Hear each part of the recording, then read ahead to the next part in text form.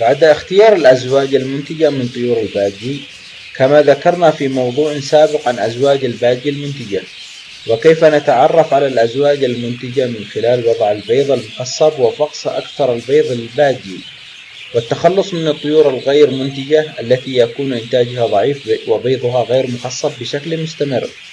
سوف نعرض لكم في هذا المقطع الأزواج المنتجة عندي بعد اختيار أفضل الأزواج المنتجة لطيور البادجي، والحمد لله كل عش يحتوي على 5 فراخ أو أكثر، وبهذا يكون قد حققنا أفضل إنتاج لفراخ البادجي في أسرع وقت.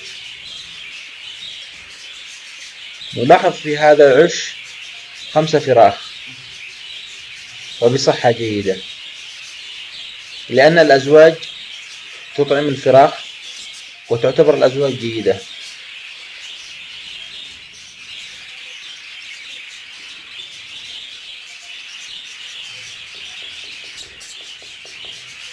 ونلاحظ في هذا العش فراخ ما زالت صغيرة،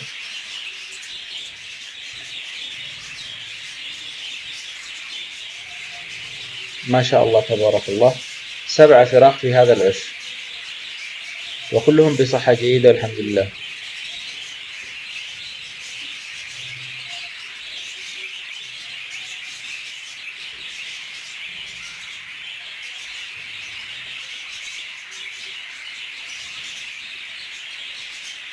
كما تلاحظون الفراخ، بعض الفراخ ما زالت حديثة الولادة. وأيضا نلاحظ أن الفراخ صحتها جيدة، هذا الذكر والأنثى وهذه الفراخ.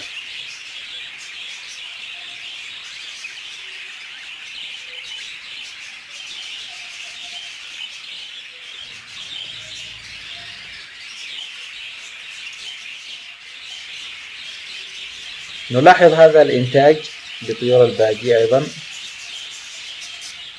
5 فراخ ما شاء الله تبارك الله.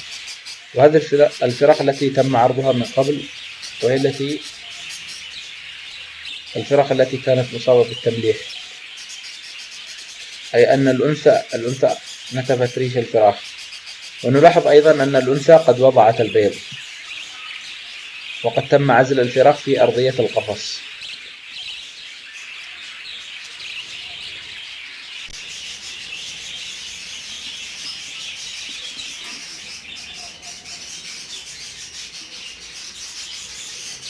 نلاحظ أيضا في هذا العش 5 فراخ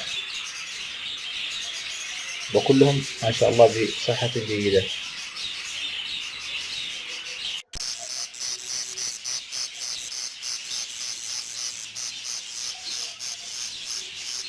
وأيضا في هذا العش 5 فراخ.